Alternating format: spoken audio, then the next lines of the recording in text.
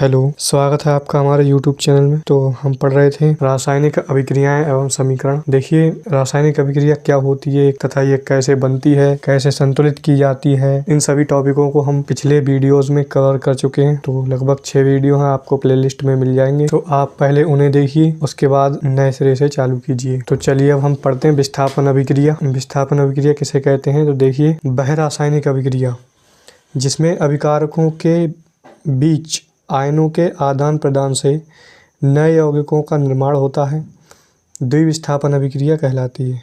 तो ये एक अभिक्रिया है। देखिए इसमें सोडियम सल्फेट है और बेरियम क्लोराइड के बीच अभिक्रिया होगी। तो आइए देखते हैं आयनों के आदान प्रदान से किस प्रकार नए यौगिक इसमें बन सकते हैं। तो ये देखिए सोडियम सल्फेट में हमको साफ साफ दिख रहा है कि इसमें एक सोडियम धनायन है, Na+ होता है, और SO4 ये 2- होता है। किसी भी सूत्र का निर्माण तभी होगा जब उस पर नेगेटिव और पॉजिटिव आयन आपस में क्रिया करेंगे। तो यहाँ पर सोडियम सल्फेट में सल्फेट आयन है। सल्फेट आयन का सूत्र हमने लिखवाया था, क्या होता है? SO4। आपको साफ साफ नहीं दिखता होगा, चलिए दोबारा से लिखते हैं। तो देखिए इसमें एक सोडियम आयन है और SO4 क्या है? सल्फेट। तो इसका पूरा नाम हुआ था सोडियम सल्फेट। इसी प्रकार बेरियम क्लोराइड में देखते हैं, इसमें ये Ba, तो देखिए BaCl2 यानी कि बेरियम क्लोराइड, इसमें एक Ba आयन है और Cl क्लोरीन का आयन है। तो इस पर होती है +2 वैलेंसी और इस पर -1 वैलेंसी। तो अब होता क्या है, इसमें होता है आयनों का आदान प्रदान। तो Na है प्लस, तो वो इस वाले के माइनस वाले से रिएक्शन करेगा। तो Na अगर रिएक्शन करेगा तो किससे रिएक्शन करेगा? Cl वाले से, क्योंकि Cl वाला है माइनस का। तो Na पर भी 1 चार्ज, Cl पर भी 1 चार्ज, तो ये क्या बना देगा? NaCl।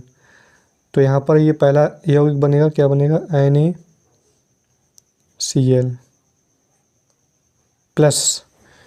अब हम यहाँ देख रहे हैं इसका ये प्लस आयन है और ये वाला इसका माइनस आयन है, क्योंकि इस पर -2 वैलेंसी, और इसकी भी वैलेंसी कितनी थी? -2। तो अब देखिए ये भी दोनों आपस में क्रिया कर सकते हैं। अब वैलेंसी सेम है तो हम डायरेक्ट लिख सकते हैं ये BaSO4। तो इनके और इनके बीच क्या बनेगा? इनके और इनके बीच बनेगा BaSO4। तो यहाँ लिखेंगे हम BaSO4। अब देखिए इनके नाम लिखना है, तो इनके नाम, ये क्या है? सोडियम, और ये क्लोरीन का आयन। तो क्लोरीन के आयन का मैंने नाम बताया था, क्या नाम होता है? क्लोराइड। तो ये होगा सोडियम क्लोराइड। तो इसका नाम क्या होगा? Sodium chloride. और ये क्या है? बेरियम, और ये सल्फेट आयन, तो बेरियम सल्फेट।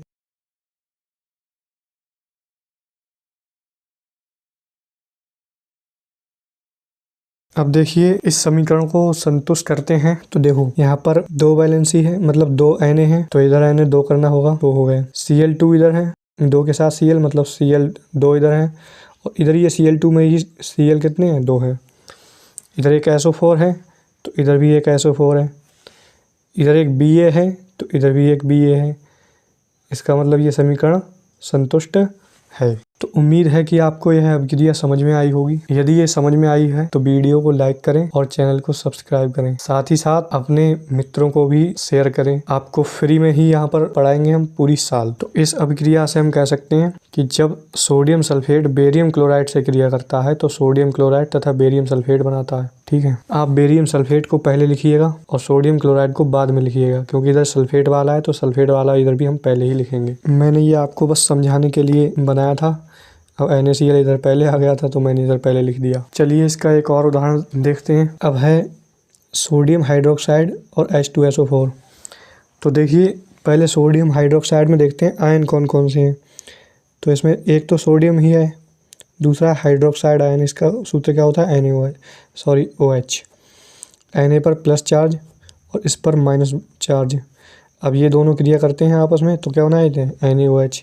ऐसे यहाँ पर इस पर एक तो हाइड्रोजन है H+ आयन और दूसरा सल्फेट आयन SO4। इस पर कितना होता है माइनस के 2 वैलेंसी। जब ये क्रिया करते हैं आपस में तो ये हाइड्रोजन सल्फेट यानी कि सल्फ्यूरिक अम्ल बना देते हैं। तो अब बैलेंस अभिक्रिया कराते हैं। देखिए ये जो Na है वो किससे क्रिया करेगा, SO4 से क्रिया करेगा, और OH है वो हाइड्रोजन से क्रिया करेगा। आप पहले एक बात देख लें, जब एक बात पर ध्यान दें, जब भी OH आयन हाइड्रोजन आयन से क्रिया करता है तो ये जल बना देता है। तो देखिए पहले इसमें OH है तो OH वालों की ही क्रिया कराएंगे, और यहाँ पर Na है तो पहले Na वाली पहले लिखेंगे। तो देखिए Na जब क्रिया करेगा इसके साथ, किसके साथ करेगा Na, SO4 के साथ, और जब ये दोनों आपस में क्रिया कराएंगे तो यहाँ पर Na पर प्लस चार्ज है, प्लस का 1 वैलेंसी, इसकी वैलेंसी इसके नीचे जाएगी और इसकी वैलेंसी इसके नीचे जाएगी। इसे मैं मिटा देता हूँ आपको समझाने के लिए। तो देखिए इसका 2 इसके नीचे आएगा तो ये बन जाएगा Na2, और इसका 1 इसके नीचे आएगा। 1 को हम लिखते नहीं है, क्या है पूरा SO4, तो ये हो जाएगा SO4। तो पहला तो ये बन जाएगा Na2SO4। अब दूसरा OH H के साथ क्रिया कर रहा है, अभी बताया था कि ये जल बनाता है, मतलब H2O बनाता है। तो अब देखिए इसका नाम लिखते हैं, ये सोडियम आयन था और ये किसके साथ क्रिया की है इसने, सल्फेट आयन के साथ, तो ये बन जाएगा सोडियम सल्फेट। और ये क्या होता है, ये होता है जल। अब चलिए इसे बैलेंस करते हैं। तो देखिए इधर Na कितने हैं, 2 हैं, तो इधर भी Na 2 होना चाहिए, तो इधर 2 से मल्टीप्लाई कर देंगे। इधर O कितने हैं, O 1 यहाँ पर है और ये 4 यहाँ पर, तो 4 और 1 कितने हो गए, 5। आइए इधर चेक करते हैं कितने हैं। 1 O यहाँ पर है, ये 4 O यहाँ पर हैं और 1 O यहाँ पर है, तो 4 और 1 कितने हो गए, 5। अब Na इधर भी 2 थे, हमने इधर भी 2 कर दिए। अब H गिनते हैं, H यहाँ पर 1 और 2 3 हो गए, लेकिन यहाँ पर H 2 होंगे क्योंकि 2 से हमने इधर गुणा की है, और O भी यहाँ पर 2 होंगे, तो H इधर 2 हो गए और 2 ये 4 हो गए। इधर H कितने हैं, 2, तो इधर हमें 4 करना है, 2 से गुणा कर देंगे। अब देखिए O इधर कितने हैं, 2 और 4 6, 4 और 2 6। अब Na कितने हैं, 2, तो Na इधर भी 2। हाइड्रोजन यानी कि H कितने हैं, 2 और 2 4, तो हाइड्रोजन भी इधर 4। अब ये समीकरण बैलेंस हो गई। उम्मीद है कि ये समझ में आई होगी।